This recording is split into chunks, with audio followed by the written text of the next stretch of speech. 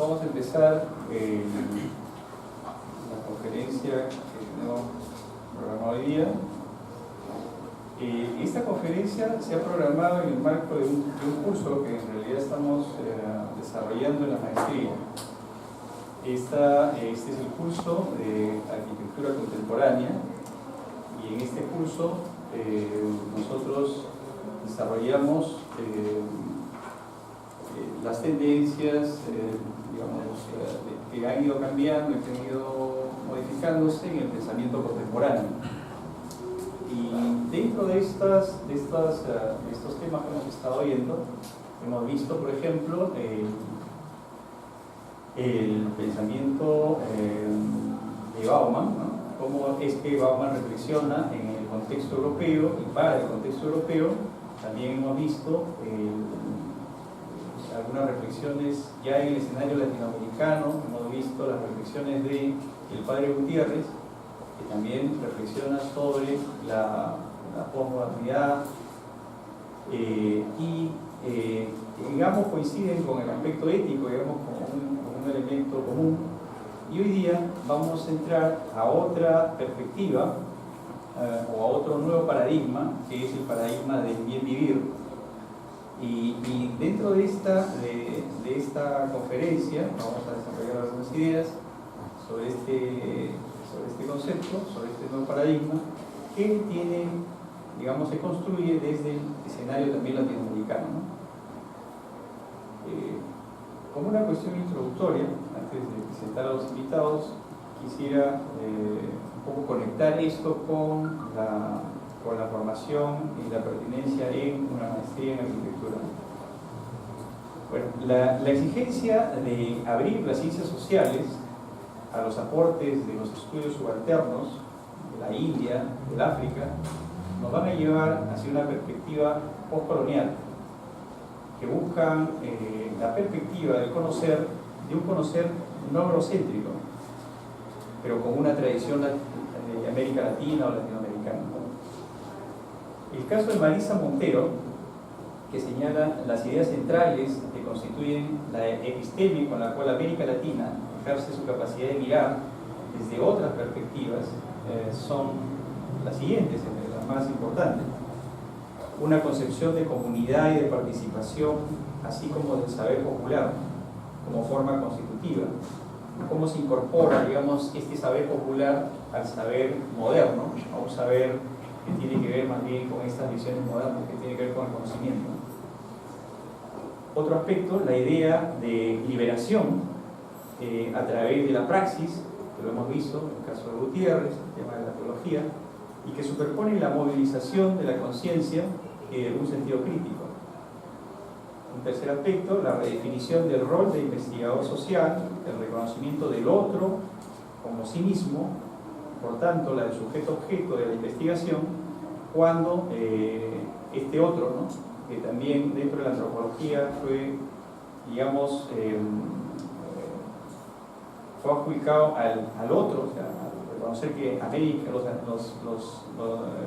habitantes de América Latina eran los otros, pero reconocerse no solamente como el otro, sino como alguien que es capaz de hacer investigación desde América Latina y que son sujetos de investigación, que son sujetos también investigadores.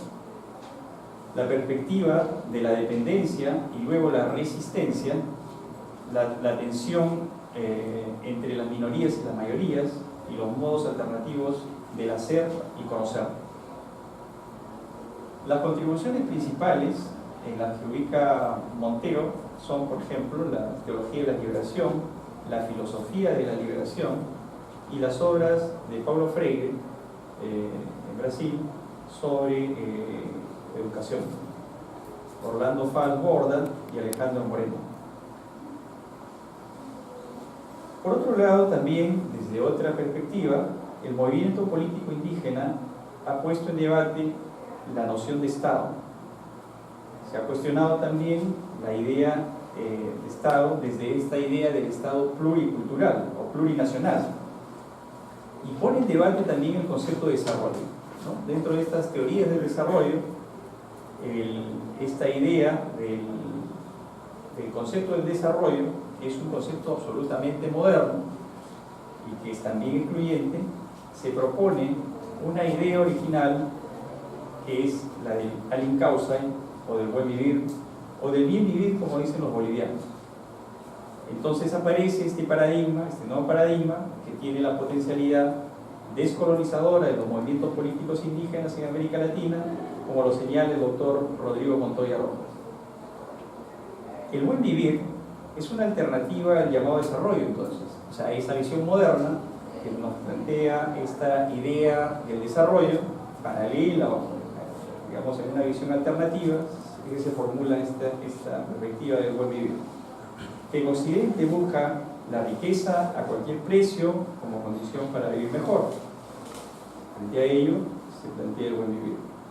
El concepto de los derechos de la naturaleza, no solamente del hombre y del ciudadano, como lo planteaba el mundo moderno, es visto desde un enfoque intercultural y desde la noción de armonía que reemplaza la de desarrollo.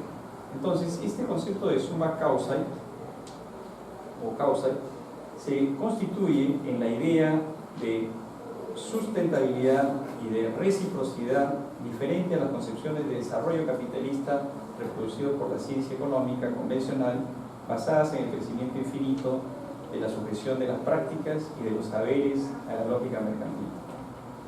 El territorio es para ellos y ellas el lugar donde se produce y reproduce la cultura de cada pueblo indígena como gran espacio entre ríos, lagunas y quebradas para la vida, la pesca, la agricultura, la espiritualidad como un universo mítico. El territorio es para ellos y para ellas el lugar donde se produce y reproduce la cultura de cada pueblo indígena. La ecología de saberes, entonces, construye credibilidad del conocimiento no científico sin desacreditar el conocimiento científico y que solo implica su utilización contrahegemónica, promoviendo la interdependencia entre los conocimientos científicos y los no científicos. La perspectiva desde esta epistemología del sur, como lo llama Boaventura de Sousa Santos, en relación al territorio que formula la etnicización de la riqueza. El bien vivir frente al cambio climático, al agotamiento del planeta, la crisis del agua, la crisis alimentaria, la crisis del tiempo y el fin de las energías baratas y la crisis financiera. ¿Cómo es que se conecta, digamos, este concepto o este paradigma, el nuevo paradigma del bien vivir, con la planificación, por ejemplo, de nuestra maestría? Partimos de un concepto de territorio distinto, porque territorio diferente a tierra, diferente, digamos, a superficie en la cual ocurren cosas y sobre la cual se prevé el futuro, ¿no?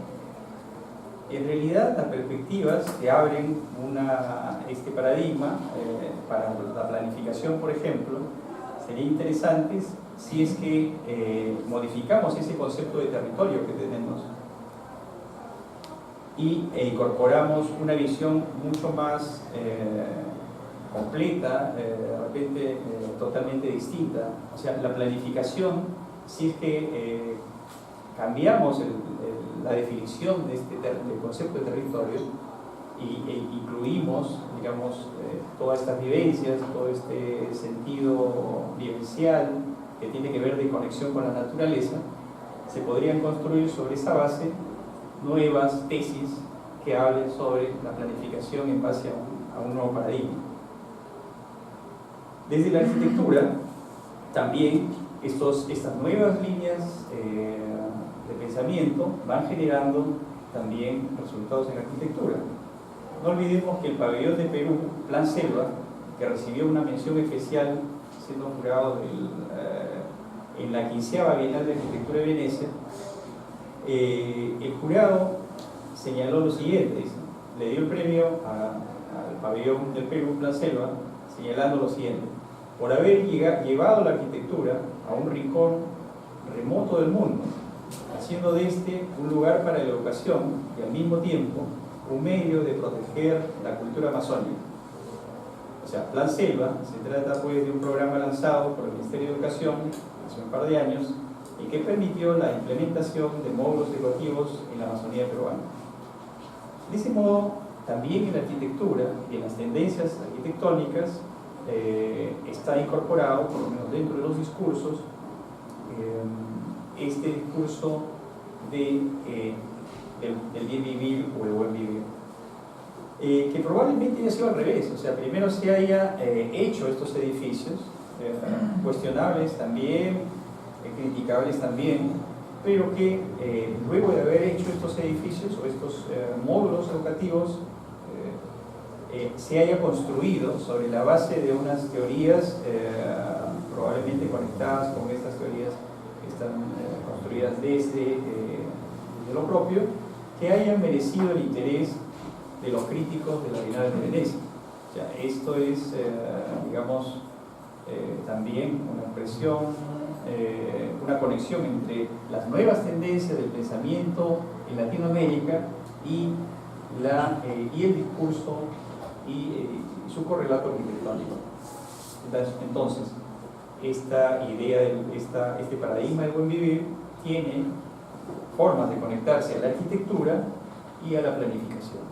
No a la planificación que hoy día se hace o se conoce, sino que son temas que deberían en perspectiva ser tomados y asumidos para futuros estudios en los que habría que ver cómo se aterriza esto adecuadamente en la arquitectura y cómo aterriza esto adecuadamente en la planificación y en la gestión del territorio. Muy bien, dicho estas palabras introductorias, yo voy a presentar a los invitados de hoy día. Tenemos al doctor Richard Lallander.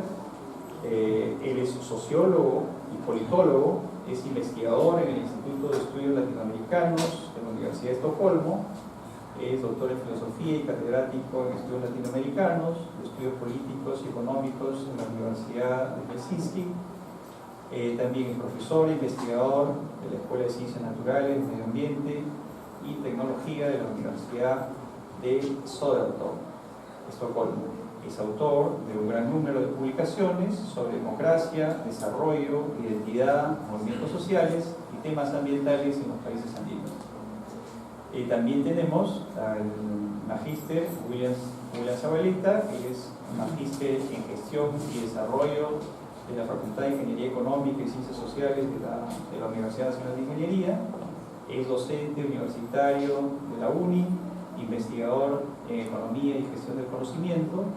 Es autor de publicaciones como Economía Social del Conocimiento, Modelo basado en el capital intelectual, Medición económica del capital intelectual de un profesional, Cálculo matemático del capital intelectual. Muy bien, entonces vamos a, en primer lugar, cederle la palabra al doctor Richard Lallander para que dé inicio a su conferencia. Pido un aplauso, por favor.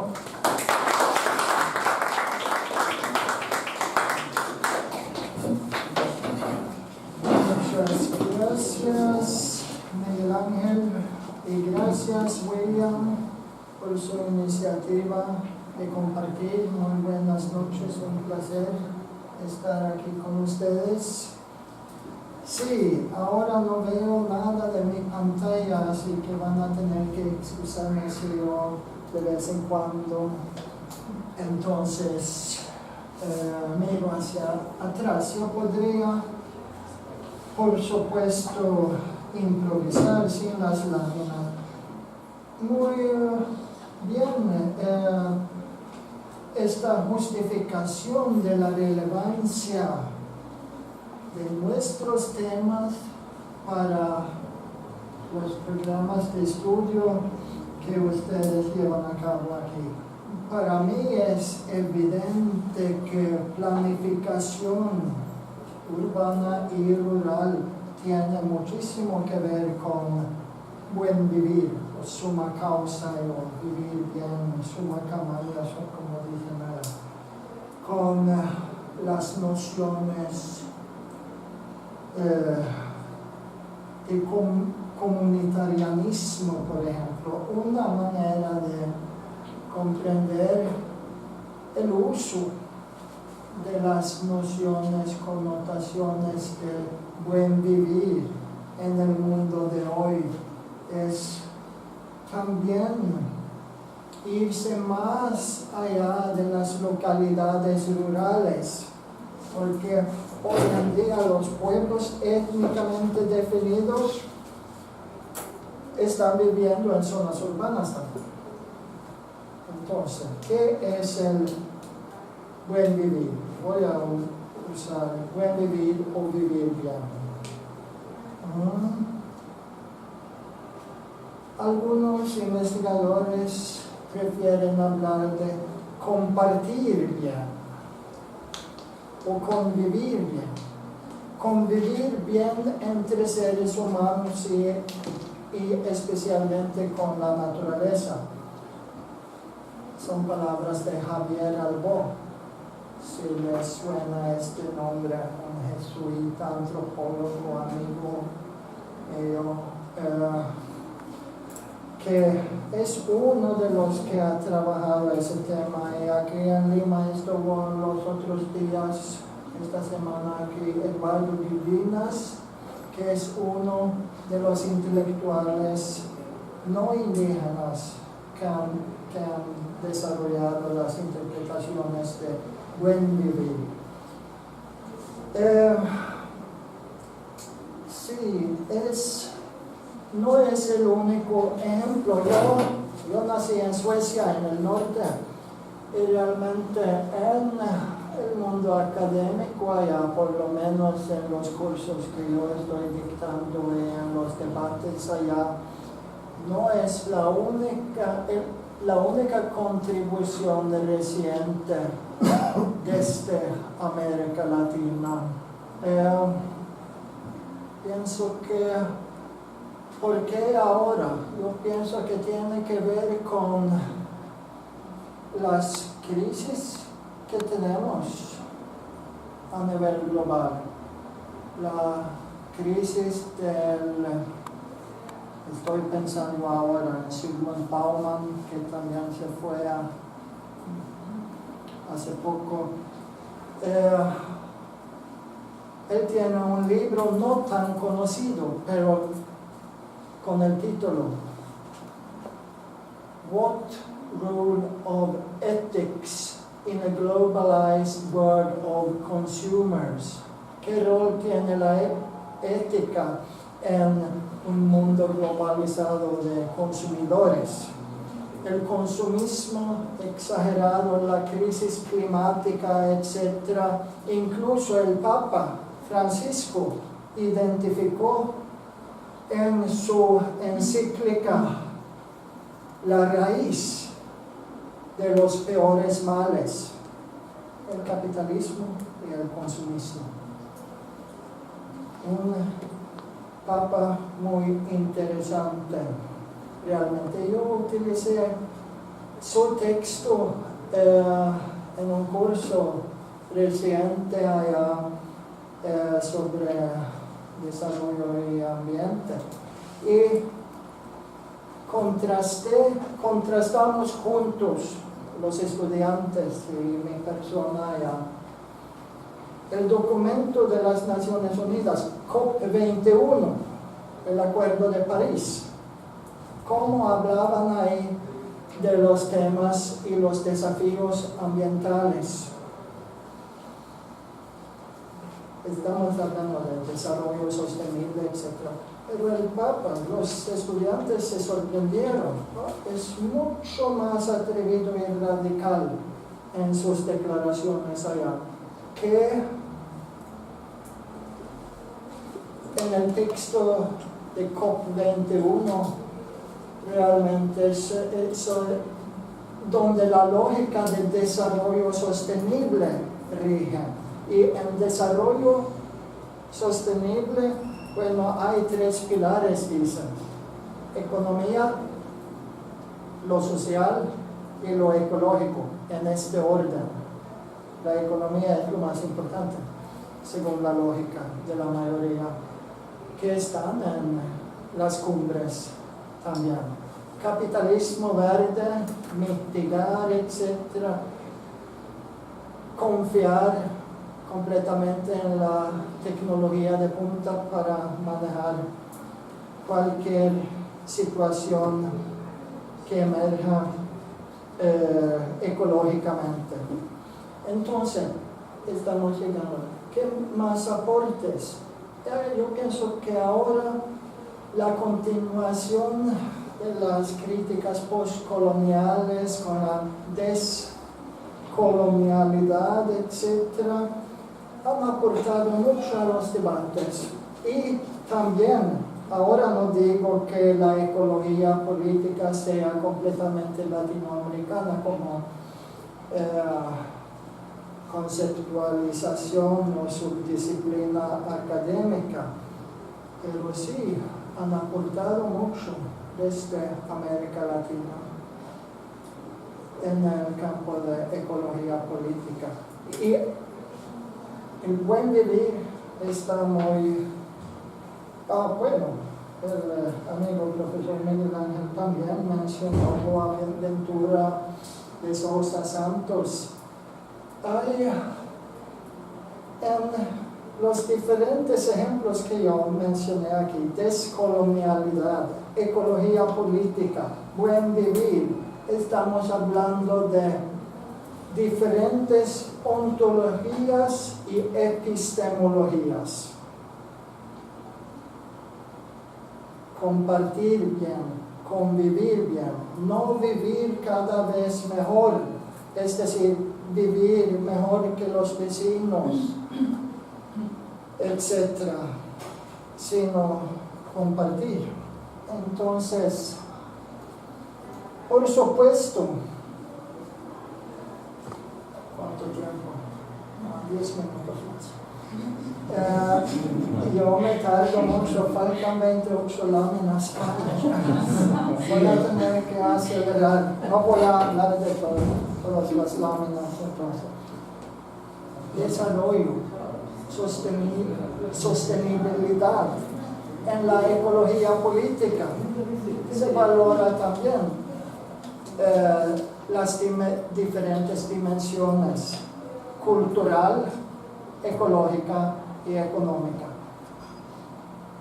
Y estamos hablando de choques, de valores, de intereses, diría yo. ¿Cuál de los valores es más importante hablando desde la sostenibilidad? Los cientistas naturales dicen que el único es el valor ecológico. Ok. Entonces, sí, mucho se ha debatido. Hemos escrito artículos, yo y otras personas, hay una crítica a la noción de desarrollo que mencionaste también allá. Desarrollo es normalmente entendido como crecimiento económico, progreso, modernidad. ¿Qué es la modernidad? Alternativa al desarrollo, no un desarrollo alternativo, otro modelo, pero es por supuesto una cuestión de definición, como utilizamos las palabras, y al mismo tiempo estábamos hablando de planificación urbana y rural.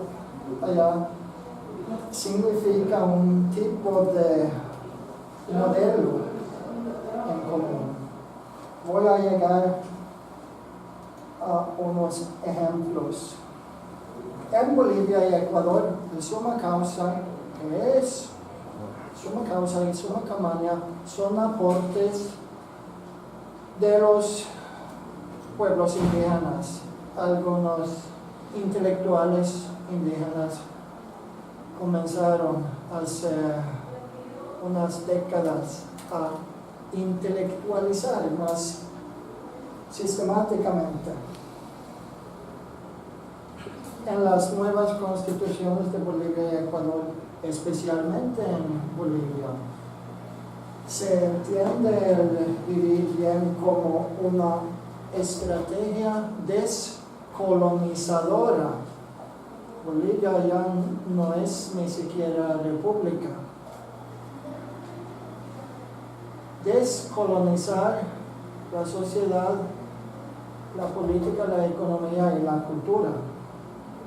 El proyecto descolonizador en Bolivia en tiempos de Evo Morales es el proyecto superior.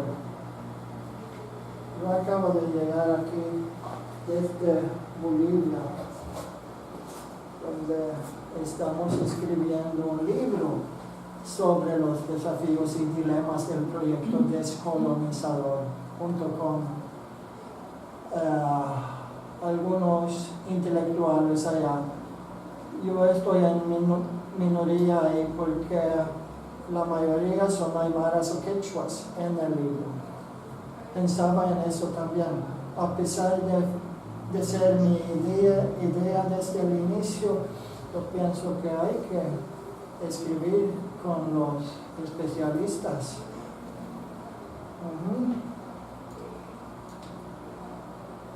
Debo mencionar también que hasta el año pasado tuve un poco de apoyo económico de un consejo de investigación allá en Suecia. Ya se acabó el tiempo del proyecto de financiamiento, pero debo siempre mencionar eso. Derechos de la naturaleza de los derechos, neoconstitucionalismo y resistencia étnico-ecologista en Bolivia y Ecuador. Así sería el título del proyecto en español. Los derechos de la naturaleza, del ambiente. Vida en plenitud.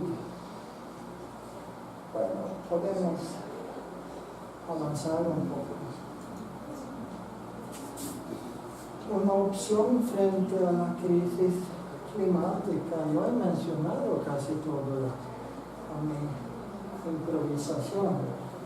Ahí está el ex canciller Choquehuanca Conejo. Han escuchado de Choquehuanca, pero él no fue el intelectualizador, no fue pionero, pero él ha hecho mucho para internacionalizar esas lógicas y conceptos. No fue el que inició.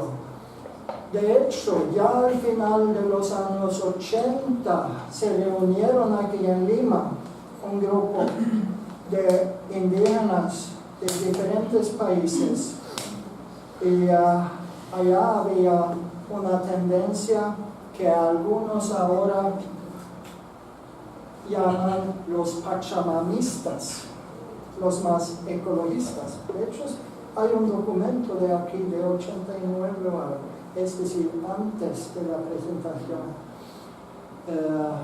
de las dimensiones más ecologistas dentro de Summa Causa, Summa Camanua.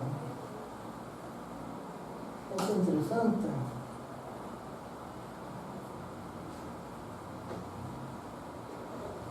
En las dos constituciones están incorporados los principios éticos, la construcción de ciudadanía, etc., en armonía con la naturaleza, para alcanzar el buen vivir. Deciden construir eso, es decir, construir o reconstruir la sociedad, la ciudadanía, el Estado. Pero es difícil en la práctica, porque buen vivir para uno puede ser mal vivir para otro.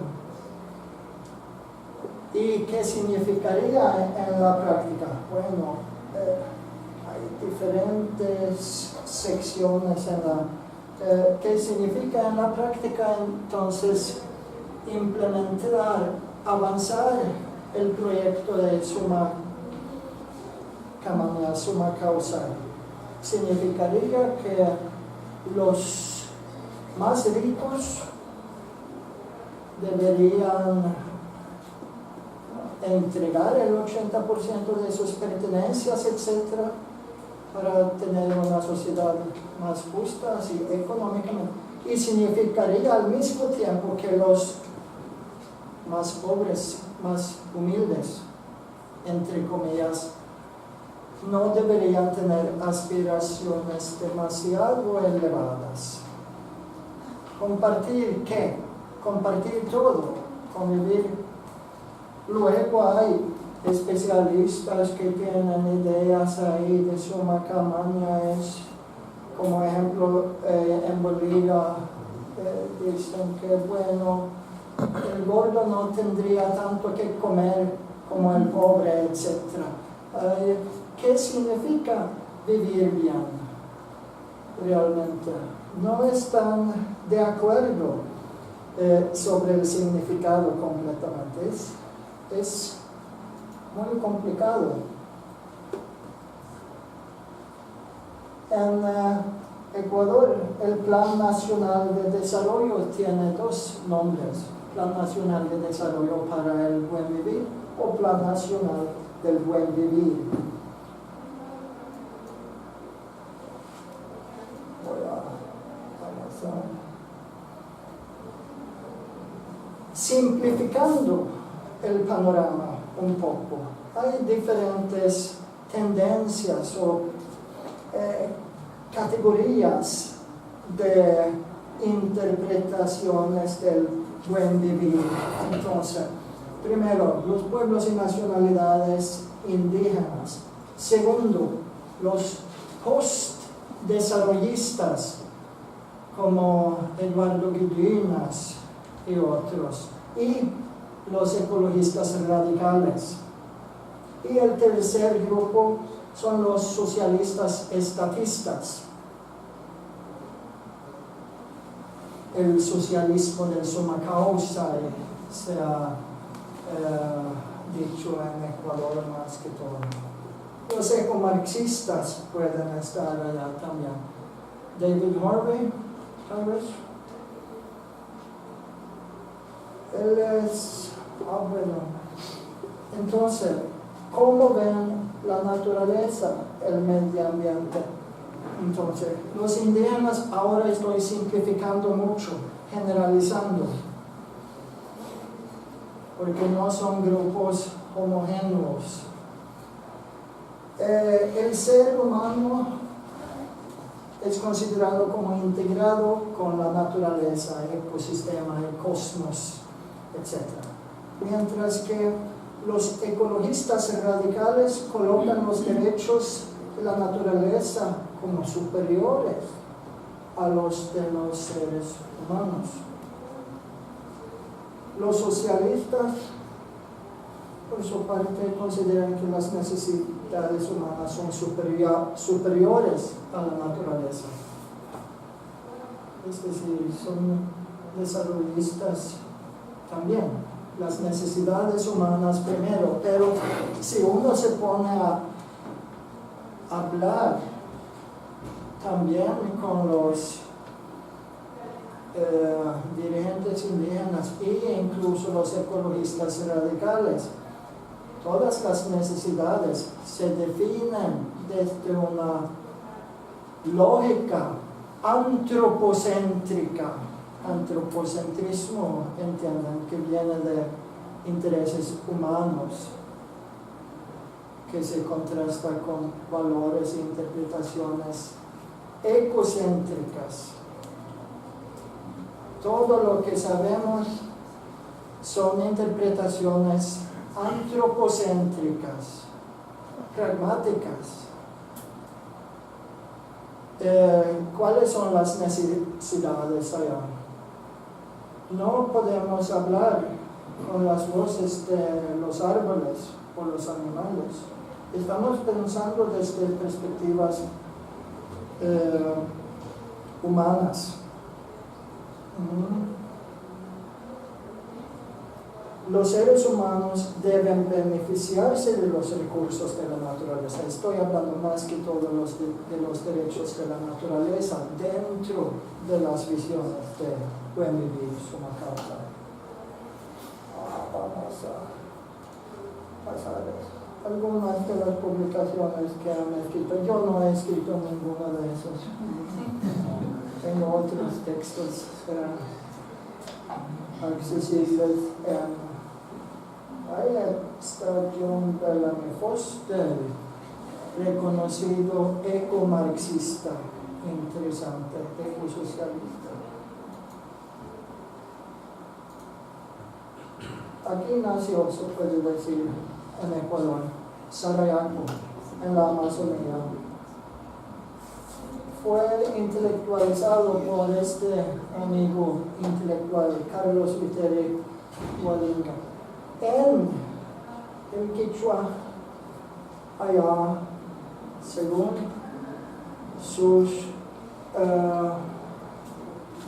presentaciones, no existe el concepto de desarrollo como nosotros entendemos un proceso lineal de un estado de antes para llegar a otro punto. Tampoco existe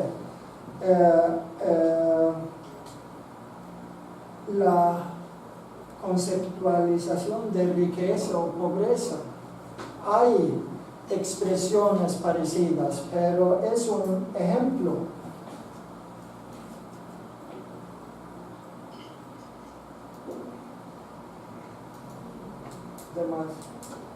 Bueno, también algunos dicen que, bueno, en Sarayaco fue el suma causa genuino, pero allá no están de acuerdo. Están peleando también como seres humanos, primos contra primos, etc. Incluso sobre el derecho a la definición de qué es una causa. Y un amigo mío hizo estudios allá en los años 90, hace muchos años. Algunos nacieron en los años 90 aquí. Así, ¿y qué decían ahí?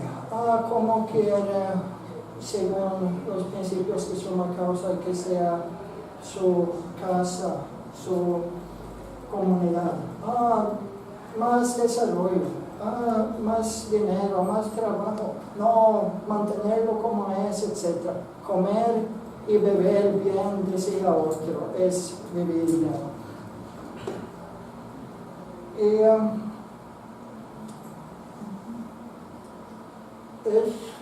hay tantas interpretaciones desde diferentes perspectivas, puntos de partida ontológicos, diferencias en cómo uno ve el mundo y la sociedad y la coexistencia, etc. Estos son dos de los intelectuales no indígenas que han aportado más, Eduardo Villegas y Alberto Acosta.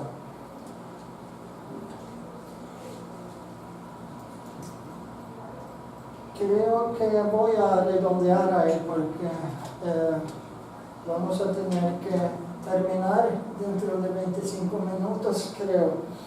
Así que William va a tener que hablar muy rápido. Autocríticas. Bueno, algunos dicen que es un concepto usurpado incluso por los gobiernos. Ahora buen vivir puede significar cualquier cosa, dicen algunos críticos. Es demasiado abstracto, flexible y amplio, posiblemente, pero hay que problematizar, y ustedes están pensando aquí también en la construcción, la gestión, la planificación, etc. Hay que identificar los principios, valores éticos, etc. en las conceptualizaciones que utilizamos como modelo ético, filosófico, etc. realmente Carlos Viteri, él con la corona amazónica y el pelo allá en la foto, él me dijo el año pasado que cuando Rafael Correa y él hablaba antes de definirse el proceso de la revolución ciudadana, que fue el slogan también de Rafael Correa. Viteri propuso, debe ser la revolución del summa causa, pero decidieron quedarse con revolución ciudadana. Pero revolución de summa causa se ha mencionado también, pero no con el mismo impacto.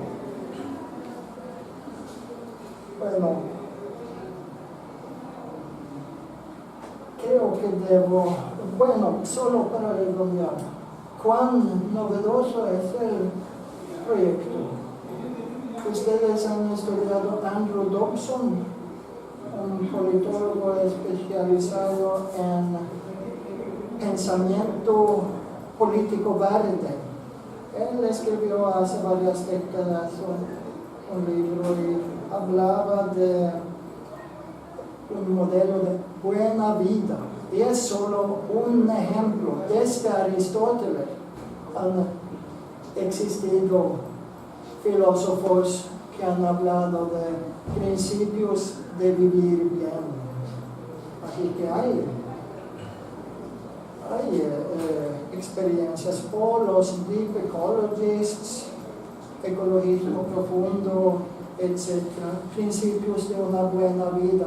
Pues podemos encontrar en África también entre grupos étnicamente definidos allá, que tienen tradiciones comparables. Así que, ¿por qué digo eso? Es decir, que no es una novedad. Bueno, es una novedad, es un aporte y ha llegado ahora en épocas recientes al mundo. Y en Europa hay un movimiento que se llama degrowth, descrecimiento, que ha expandido muchísimo. Y Gudinas y Acosta, de la otra foto ahí, han sido invitados ahí, y los líderes de degrowth admiten que han tenido mucha inspiración desde América Latina y los debates intelectuales ahí, especialmente en los temas de mejores principios éticos de los humanos, respetando la naturaleza, y para frenar el capitalismo y el consumismo también. Entonces, no voy a hablar de eso. Eso está bien. Muchas gracias por su paciencia. Pueden preguntarme sobre eso después si quieren. Por ejemplo, el extractivismo, no profundicé casi nada aquí. Yo pienso que es un tema, un desafío realmente, porque podemos realmente hablar de buen vivir sin un mínimo nivel de dignidad humana. Las personas que viven en miseria, no es posible hablar de buen vivir con esas situaciones. ¿Cómo manejar eso entonces? Hay recursos naturales aquí en América Latina y ahora los estados nacionales, como por ejemplo en Bolivia y Ecuador, tienen más control de las industrias estratégicas, etc., para poder llevar a cabo reformas de bienestar social, etc. Es complicado manejar eso. Y ahora aún más complicado en países que tienen legislación y constituciones sobre los derechos de la naturaleza y de los pueblos étnicamente definidos. Allá debo redondear. Muchas gracias.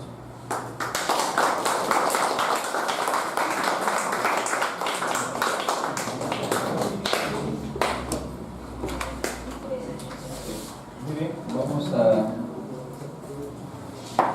damos las gracias al doctor Lalande. Vamos a continuar con la exposición de Magíster William Zabaleta.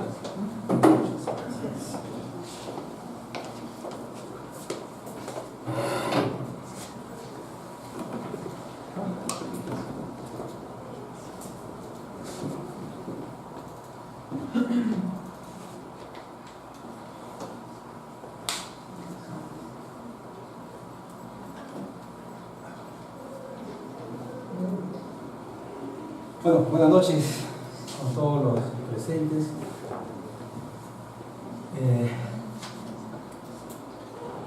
Mi amigo Lalande le explicaba hace unos minutos que solamente es posible de hablar de buen vivir en tierras amazónicas o en tierras indígenas, o podemos hablar de buen vivir también en las ciudades. Es una pregunta, ¿no? Pero entonces, para hablar de buen vivir en las ciudades habría que empezar por preguntarnos si vivimos bien o no. Si se podría hablar de buen vivir cuando soportamos el tráfico que hay en Lima, es algo difícil, ¿no? Si podríamos hablar de buen vivir en las ciudades cuando los niveles de inseguridad siguen creciendo, muy difícil hablar de buen vivir. Hablar de buen vivir en un país donde la cultura va en sentido hacia abajo que hacia arriba, entonces es muy complicado. Entonces es importante también desarrollar en términos teóricos el buen vivir para las ciudades, ¿no? Y a partir de ahí, de los conceptos filosóficos, también podemos plantearnos también conceptos arquitectónicos, ¿no? De lo que podría ser esa expresión del buen vivir, ¿no? Yo me hacía estas preguntas, ¿no? O sea, está bien, tenemos una idea, tenemos algunos desarrollos teóricos sobre el buen vivir, pero ¿cómo alcanzamos ese buen vivir? ¿No? ¿Es posible alcanzar el buen vivir con extractivismo? Muy difícil. Es complicado porque toda actividad extractivista, para los volúmenes que se manejan, por lo menos en Latinoamérica, siempre tiene impactos ambientales de grandes dimensiones. Y esto a pesar de que se implementan sistemas de reducción de emisiones y de efluentes de los más avanzados que hay en el país. ¿Por qué? Porque el error siempre es la naturaleza del humano, nosotros seres humanos. Siempre va a haber oportunidad de cometer error, y un error en extractivismos de grandes dimensiones pues es fatal, ¿no? Eso vemos por decir en la selva, ¿no? En la selva peruana, el impacto de petróleo terrible, en los ríos que tenemos, ¿no? Los reglajes mineros. Se dice muchas veces que los reglajes mineros los sueltan en la madrugada a los ríos. Entonces, se habla mucho de eso, ¿no? Entonces es muy difícil hablar de buen vivir con una economía extractivista como la nuestra, ¿no? Alguien dirá, pero bueno, no me toques el extractivismo, porque a partir del extractivismo es que yo he mejorado mi economía, y es real, porque nosotros, la economía nuestra, depende, es una economía extractivista, ¿no? Hemos tenido un boom minero que se ha situado en el 2003 al 2013, ¿no? Así el consenso académico. Y cuando ese boom minero ha empezado a decaer, la economía se ha empezado a cambalear y nuestros bolsillos se han venido empequeñeciendo poco a poco, ¿no? Hace poco lo entrevistaban a Joseph Stiglitz, premio Nobel de Economía, y le preguntaban por los vaivenes de la economía internacional y cómo iba a afectar eso al Perú. Le dicen, ustedes han tenido un boom minero, se supone que ya han diversificado su economía. Si no han diversificado, van a sufrir. Eso decía el premio Nobel, ¿no? Un poco de eso creo que ya estamos viviendo, ¿no? En la economía nacional, ¿no? Porque no hemos diversificado, definitivamente. Habremos dado algunos peldaños en el sector agroindustrial, pero no hemos diversificado. Es importante entonces avanzar una economía más tecnificada, una economía del conocimiento, y vamos a ver de qué se trata. La Constitución ecuatoriana habla de alcanzar el buen vivir a través de la economía del conocimiento, ¿no? nosotros no todavía vamos a vivir el extractivismo, ¿eh? Porque desde el concepto de economía ecológica aparece el concepto de stock. O sea, hay un tamaño de minerales que son recursos no renovables. No renovables en el sentido de que se renuevan en tiempo geológico, ¿no? Entonces se va a agotar. Calcula 100 años más o menos tenemos de minerales, ¿no? Entonces, y después, ¿de qué van a ir? Yo siempre digo a los jóvenes estudiantes de pregrado, sus nietos no van a ir de mineral. O sea, a los volúmenes de extracción que hemos estado realizando. Entonces ya lo tienen que vivir. Y si le agregamos los impactos ambientales que hay en las zonas de extracción, tampoco van a ir de agricultura, vamos a tener que importar alimentos. Porque donde se asienta la minería prácticamente arrasa con la agricultura, ¿no? Esa es un poco la experiencia en el Perú. Entonces, se plantea hacer un extractivismo sostenible mientras nos encaminamos a una economía del conocimiento. La economía del conocimiento no se va a alcanzar en el corto plazo. Así lo han entendido en Ecuador. No. Es un proyecto de largo plazo, mediano y largo plazo, ¿no? Pero veamos entonces, ¿por qué se habla de economía del conocimiento, ¿no? ¿Y qué cosa es? ¿Cómo aparece ese término, ¿no? Vamos a tener que acelerar el paso, ¿no? Se habla de un cambio estructural en el aparato productivo, ¿no? Nosotros hemos conocido en la historia económica cambios, por cierto. Los cambios más significativos ha sido cuando se descubrió la agricultura, ¿no? En economía se habla del factor de producción central, la tierra productiva, ¿no? Luego viene la revolución industrial, es otro cambio estructural.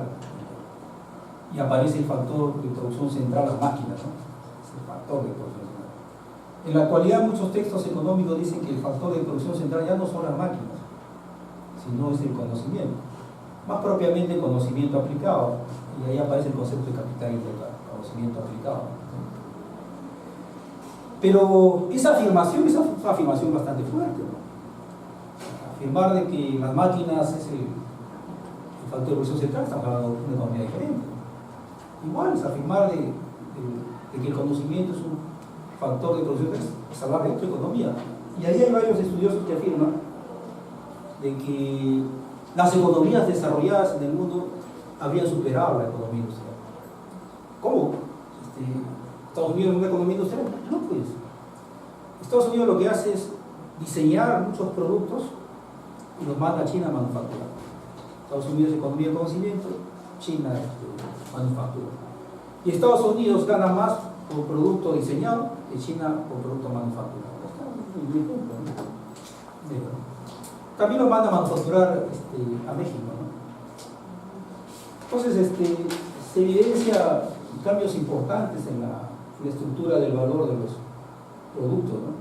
Hay otro ejemplo, ¿no? Donde cuando usted hace un análisis de estructura de valor, los componentes intangibles valen más que los componentes tangibles, ¿no? Se suponía que era el inverso, ¿no? ¿Por qué? Porque esa era la economía industrial, pues, el valor tangible era mayor que el valor intangible, por eso se ha invertido. Por eso es economía del conocimiento, entre otras cosas, ¿no? Y acá es más fácil de visualizar, ¿no? Y acá hablamos de precio, ¿no? Porque en economía sabemos que precio y valor no son lo mismo, ¿no? Aunque los neoclásicos lo confunden, lo hablan indistintamente, ¿no? Cuando usted hace un análisis, cuando usted compra un CD, ¿no?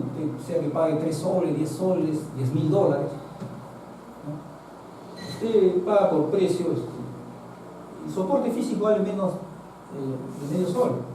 ¿Por qué paga 3 soles, 60 soles, $10.000? Es un valor intangible que vale mucho más que el valor tangible. Y la proporción es abismal. La diferencia es que la parte física es producida por las máquinas centralmente, no exclusivamente. Y la parte intangible es producido con capital integral. ¿Qué puede ser esa parte intangible? Puede ser software de ingeniería, diseño de ingeniería, puede ser diseño, puede ser proyectos arquitectónicos, puede ser un plan de desarrollo, entre otras cosas. Entonces, la estructura del valor se ha alterado por eso. Eso es economía del conocimiento. ¿Qué? ¿No es economía del conocimiento? No, pues, porque la estructura del valor se ha alterado. Eso es economía del conocimiento. ¿No? Los celulares, estos celulares, pues, si Estados Unidos diseñan, lo van a manufacturar a China. ¿Cómo? Ya no es economía industrial. ¿Qué es economía del conocimiento? Porque la parte de innovación y desarrollo se ha invertido mucho más que en la parte física. Y eso implica un proceso productivo radicalmente diferente a la producción industrial. Y así, lo que se ve en los bienes también se ve en las empresas, ¿no? Pues el caso más distintivo, el prototipo más fácil de visualizar de economía del conocimiento es Microsoft. Es una empresa fácil de eso, no es una empresa industrial, es una empresa de conocimiento, ¿no? Vale por su conocimiento. Y vale mucho más que una siderúrgica, ¿no? Tiene grandes instalaciones de física, ¿no? Porque corría un poco. Es un artículo es un extracto de un artículo que escribe Stiglitz en los meses posteriores a la crisis norteamericana del año 2008, donde Stiglitz dice: no somos una economía industrial, el premio Nobel de Economía, somos una economía de ideas, ¿no? Somos una economía del conocimiento. Entonces, Stiglitz, con ese artículo, describe la estructura productiva de Norteamérica, que es más o menos similar a la estructura productiva de los países desarrollados. Por ahí están.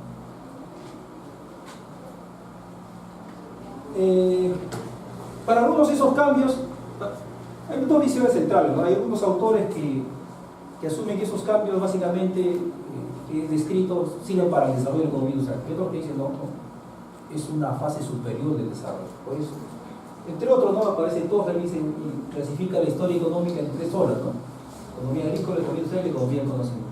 Los países desarrollados estarían en la tercera fase, ¿no? Cada economía tiene sus propios elementos, ¿no?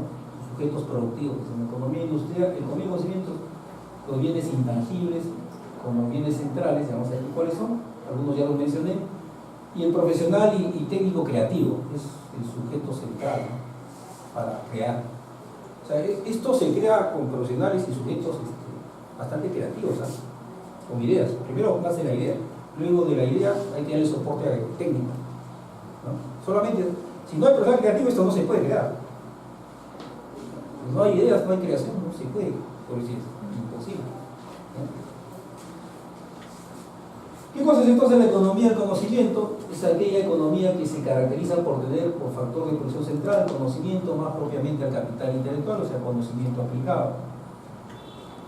Acá está por decir los bienes distintivos de la economía del conocimiento son los bienes intangibles y dos componentes: los bienes físicos cuya estructura de valor es mayoritariamente intangible, por ejemplo el celular, la cámara fotográfica, las computadoras, todos los bienes tecnológicos, ¿no? Y los servicios son dos componentes, ¿no? Centrales. Y hemos hablado que el factor de producción central entonces es el conocimiento, o más propiamente, los textos de economía vienen así, ¿no? Pero el conocimiento tiene una particularidad. El conocimiento es un bien público. En economía se dice que un bien público es un bien público cuando es no rival y no excluible, tiene esas características. No excluible quiere decir que si usted no paga, no puede acceder al producto. Yo para acceder a esto necesito pagar, ¿no? Entonces, sin embargo, el conocimiento, una vez producido, todo el mundo puede acceder, y por eso es justamente que se ha creado la ley de propiedad intelectual. Sí, accede, es un intangible, uno puede acceder. O sea, esa es la particularidad del conocimiento, ¿no? No rival, ¿por qué? Acá tenía, el doctor tenía acá su agua, yo consumo el agua y se va botando, ¿no? El conocimiento usted lo consume y no se agota, pues. Salvo cuando se crea un nuevo conocimiento. No rival, no excluible. Además, para yo producir esa bebida para un consumidor, un beneficio para un consumidor, decía, tengo que procesar otra vez, ¿no? Tengo que producir otra bebida. Conocimiento no, para producir un beneficio para un consumidor es nulo, es cero, ¿no? Tiene una particularidad, por eso se dice que es bien público. Entonces tenemos un factor de producción muy diferente a los factores de producción anteriores. Además de eso, es un intangible, peor todavía, peor. La tierra agrícola, las máquinas lo puede utilizar una organización, básicamente en simultáneo, una vez, una organización, conocimiento lo puede utilizar miles de personas en simultáneo. la tierra productiva, las máquinas son se pueden agotar, ¿no? Son finitos. El conocimiento es infinito. Siempre es posible crear más y más conocimiento. Estamos hablando de otro tipo de economía. Es otro tipo de economía, la cual todavía se está escribiendo. Es otro tipo de economía. Es un factor de producción diferente. ¿De acuerdo? Conocimiento aplicado, capital integral. De esto hay una teoría completa, no va a ser posible describirla toda, limitación de tiempo. Esta teoría lo escribe justamente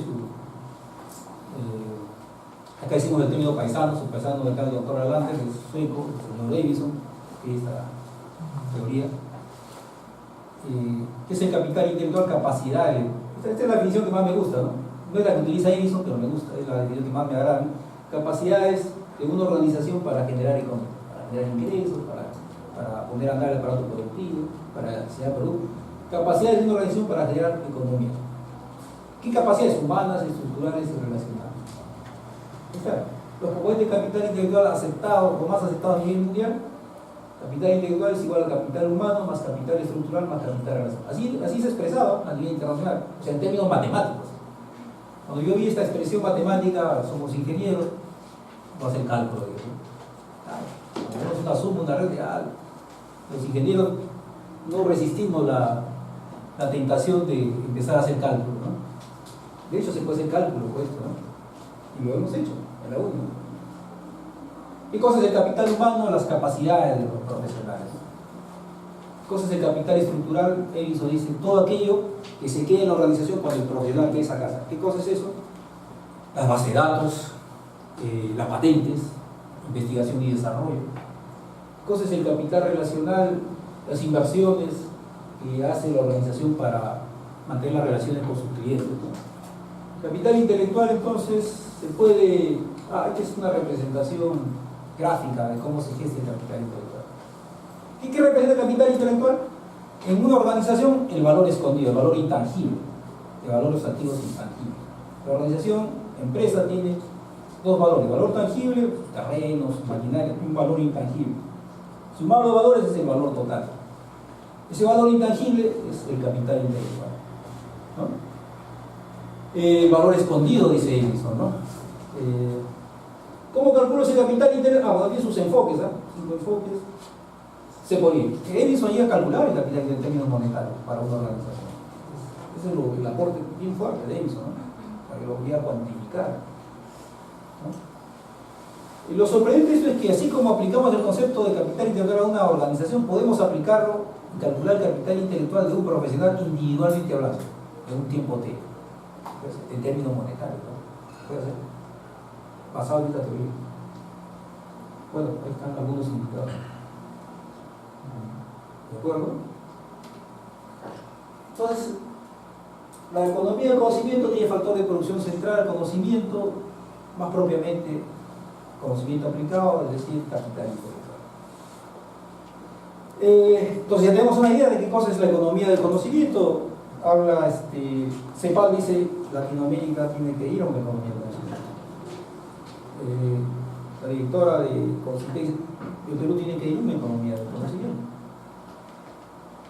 ¿no? Una economía del conocimiento es diferente a una economía industrial, ¿no? No es lo mismo, son cosas diferentes, ¿no? Se puede basarse en eso, pero la praxis y la teoría es diferente.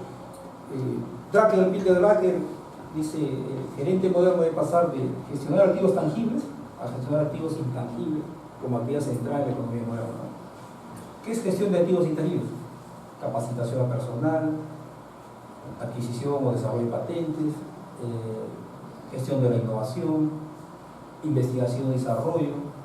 Todo eso es activos intangibles, ¿no? Inversiones mucho más fuertes que las inversiones tangibles. Para producir esto es una inversión millonaria para investigación y desarrollo. No sé, si usted invierte más en la parte física, no hay manera de producir esto. No hay manera. Para que esto sea producido tiene que ser fuerte, una inversión millonaria en activos intangibles, mucho más que en activos tangibles. Ese es un concepto diferente a la economía industrial. ¿Acuerdo? En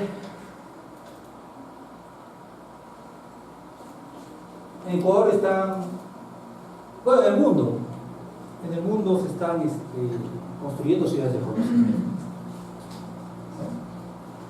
En Latinoamérica, la más avanzada, el país que más avanzado en este terreno es Ecuador. Ecuador tiene una ciudad de conocimiento en la frontera con Colombia. Ya está, ¿no? Pero ¿qué cosa es una ciudad de conocimiento? Es la versión en el mundo de lo que ha sido Silicon Valley, ¿no? Eso es una ciudad de conocimiento. Está Google, Apple, Facebook, ¿no? Google y Apple no son economías industriales, son empresas industriales, son empresas de conocimiento, ¿no? Entonces, una ciudad de conocimiento es aquella que pretende basar su desarrollo en el impulso continuo a la creación, intercambio, evaluación, renovación y actualización del conocimiento. Edison lo mismo. O sea, hay que impulsar la creación. O sea, no hay economía del conocimiento sin ideas, sin crear. O sea, eso es clarísimo, ¿no? Y nosotros somos un país que genera pocas ideas, ¿no? O sea, la gente no quiere innovar, innova muy poco. Nosotros innovamos muy poco. Y por eso somos economías extractivistas, porque nos negamos a innovar, ¿no? Características, dice, considera cada uno de sus recursos y espacios como oportunidades para inspirar y generar nuevo conocimiento. Ahí aparece la importancia de los arquitectos, ¿no? Recrear un espacio que posibilite la creación y desarrollo de conocimientos e innovación. Conversaba con mi amigo Miguel, director de Posgracia, pero necesitamos arquitectos que empiecen a escribir sobre criterios arquitectónicos para una ciudad de conocimiento acá en el Perú. Se están construyendo ciudades de conocimiento en el mundo. Rusia está construyendo 2. China está construyendo una. China se ha planteado a 25 años desarrollar su economía del conocimiento. China es una economía centralmente manufacturera. No sé si ustedes han visto, ahora los chinos han desarrollado la proyección holográfica, ¿no?, de los celulares. Esa es una innovación china, reciente, ¿no? Todavía eso no ha llegado al mercado, pero ya hay eso, ¿no? Componentes para una ciudad de conocimiento, empresas innovadoras. Necesitamos crear, es importante crear ideas, ¿no? Servicios avanzados, capital humano creador, creativo, ¿no? Con nivel de calificación, pero además creativo. ¿Ustedes han visto las instalaciones de Google? Parecen locales deportivos, de recreación, ¿no? Yo vi las instalaciones de Google Suiza, impresionante, ¿no? Parece un lugar recreativo. Claro, se ha diseñado, los arquitectos allá con un papel importante para motivar la creación, ¿no? Conectividad y comunicación.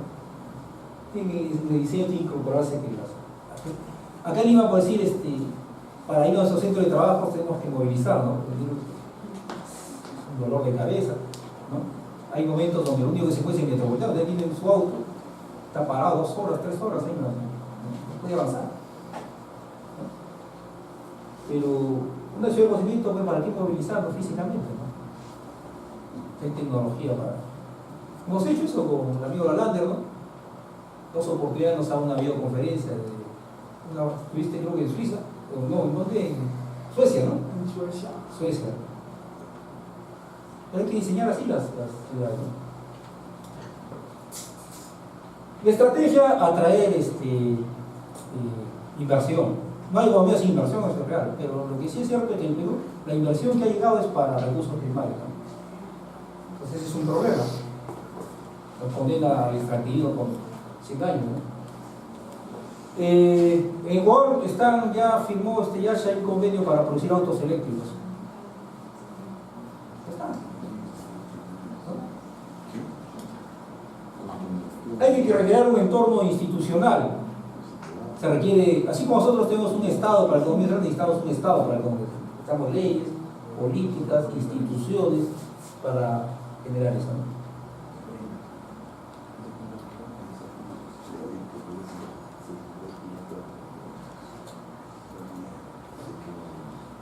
Bueno, esta es una propuesta que yo diseñé a partir de la visita que hice a Yacha ya hace como 3 años.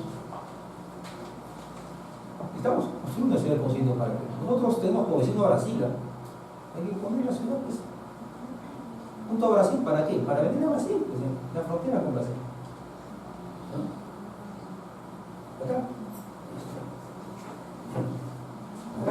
Acá, porque acá no quieren. Acá creo un conflicto con la cuestión de que siga siendo una central hidroeléctrica, no me recuerdo, para Brasil, hubo un conflicto social muy fuerte.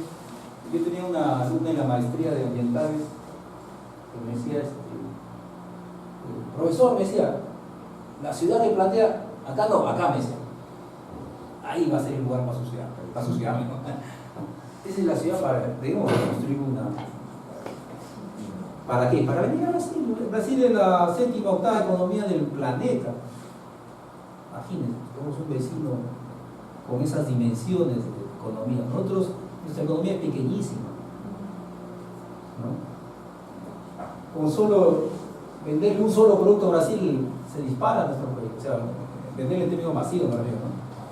Claro. Bueno, algunos sectores productivos que he identificado, ¿no? Punto de partida, biotecnología agrícola y farmacéutica, turismo, cultura y arte, autos eléctricos, software y servicios, telecomunicaciones, empresas.com. Y esta idea, Chef Export Perú. O sea, nosotros, muchos ciudadanos nuestros se van a Chile, se van a España, Argentina, y son de los chefs más reconocidos, ¿sabes? Pero el Estado no los ha capacitado, se van bueno que ha aprendido a la práctica, ¿no? Hay que exportarlos, pues. Hay que calificarlos y exportarlos, ¿no? Esa es exportación de profesional. Los cubanos exportan médicos. No es como acá que nosotros cuando alguien se va a otro país nunca más sabemos de él.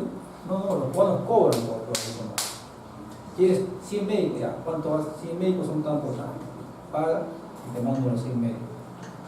Así trabajan, exportan por allá. Igual tenemos que hacerlo. Nosotros somos reconocidos a nivel mundial en este tema. ¿Cuánto creen que podemos exportar para Europa? Miles, pues miles.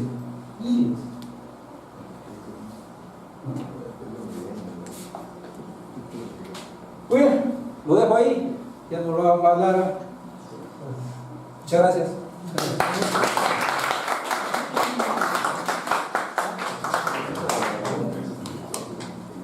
¿Nos ubicamos acá?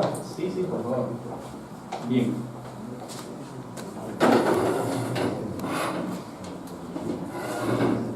Bueno, ya hemos terminado las 12 posiciones. Vamos a pasar a las intervenciones, comentarios, preguntas en esta segunda parte. Entonces, con toda la libertad, levantan la mano y empezamos la ronda de preguntas.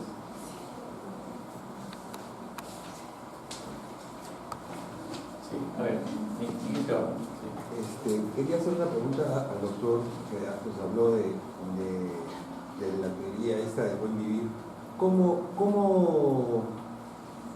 esto se puede dar en medio de una ciudad, una urbe, por ejemplo, como Lima, ¿no? Quizás en el campo, en las pequeñas ciudades, ¿no? Donde se puede hacer planificación organizada, qué sé yo, hay espacio para hacerlo, hay una cantidad razonable de gente para hacerlo, hay recursos también cuantificables, fácilmente controlables, pero en una ciudad como esta, por ejemplo, Buenos Aires, por decir, o Sao Paulo, ¿cómo podría trabajar esa idea?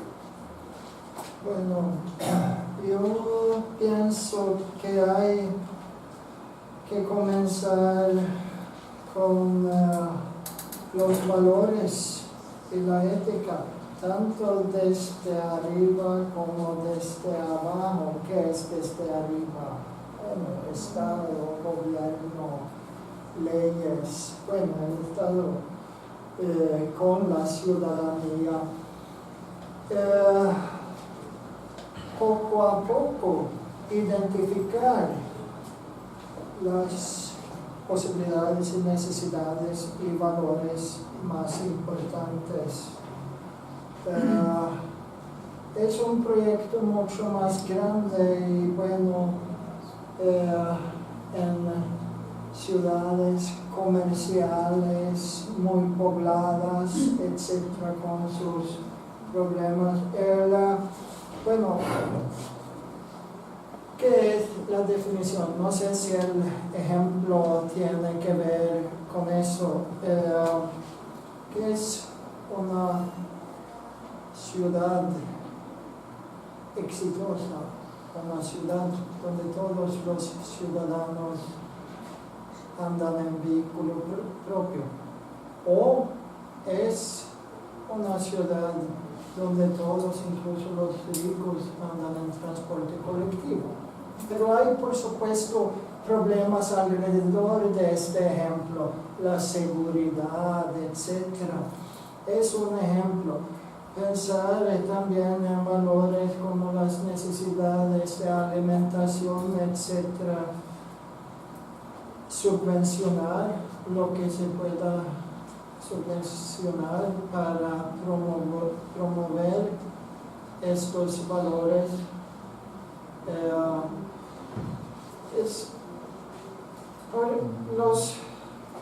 Las costumbres de cada uno y la educación, los valores y frenar el consumo. Yo sé que en América Latina consumen mucho, no tienen tal vez los mismos índices como algunos países occidentales, pero son sociedades de mucho consumo. Yo viví varios años en Venezuela también antes de llegar a Ecuador y Bolivia. Los símbolos de estatus, etc. Bueno, él nos enseñó un aparato tecnológico ahí. Es buen vivir, cambiarse de iPhone cada año, porque el mercado y los medios de comunicación, etc. No es esto. Pero las industrias, las marcas tecnológicas también tienen la estrategia y los planes de internet, etc. De repente solo comienzan con el último modelo, etc. Yo tenía un celular de segunda mano, BlackBerry, y de un año para el otro, no podía registrarme para el plan, porque... Y esa situación tienen las familias ahí con sus niños, adolescentes, que necesitan el Internet, por ejemplo. Internet hoy día es como un derecho humano, casi. En la Amazonía, en Sabayaco, están conectados. Algunos de los románticos dicen que pena, no deben tener modernidad, pero también es su... en la lucha por sus derechos tienen que estar conectados también, especialmente allá en la Amazonía, para poder defender sus derechos humanos y los derechos de la naturaleza. Así es el mundo hoy día. No sé, depende de la voluntad, los buenos valores de cuidar el ambiente y no consumir tanto. Los estados tienen responsabilidad también. Escribir una nueva constitución puede ser un buen comienzo y hacer las legislaciones secundarias necesarias y colocar los principios en los planes de desarrollo. Es un buen comienzo, porque, por ejemplo, el gobierno en Ecuador tiene que defenderse en las situaciones de extractivismo, de explotar el gasomí o cualquier lugar, porque hay derechos de la naturaleza en la Constitución. En otros países, en Brasil, ni siquiera tienen que considerar estos artículos de la Constitución. Pero luego, en la práctica, hay derechos de jure, es decir, en papel, en el texto, pero que no necesariamente corresponden con los derechos de facto, es decir, cumplimiento, etc. Pero es un buen comienzo. Ahora hay mucha crítica, dicen que bueno, somos Estado plurinacional, pero solo está en la Constitución y el Estado no ha implementado, pero yo digo que es el desafío y la responsabilidad de cada uno de implementar donde uno esté. Es una democracia facilista, floja realmente, pensar que el Estado debe hacer todo. La sociedad debe implementar. Y algunos de los dirigentes indígenas en Bolivia y Ecuador también dicen eso. Solo es una bonita decoración ahí. Es como vestir la Constitución en un poncho, como decían en Bolivia. Así que la implementación depende de todos. Uno puede comenzar en su barrio con principios. Se practica buen vivir en ciudades grandes. Economía comunitaria, es decir, tomar el control de la economía en comunidades locales o barrios urbanos. Están emergiendo nuevos mercados mucho más ecológicos y solidarios en Europa hoy día. Así que poco a poco, es un proceso lento. Otro discurso mío. Sí, bueno. No sé si respondí, pero... Sí, parte de esta idea de la ciudad para el peatón, digamos, de desacelerar la velocidad del pensamiento, de esta búsqueda de hacer menos construcción y más diseño centrado en el hombre, ¿no? Es parte de esta idea del buen vivir. Bien, ¿hay una segunda intervención, señorita? ¿Cómo alcanzamos el buen vivir con extractivismo? Pero hoy en día podemos ver que se le está dando prioridad a las empresas mineras, a las empresas ilegales, pero o sea, el buen vivir queda hoy en día como solo una planeación, porque vemos que por parte del Estado no tenemos apoyo o prácticamente nos queda en nosotros en un futuro llegar a proponerlo. Bueno,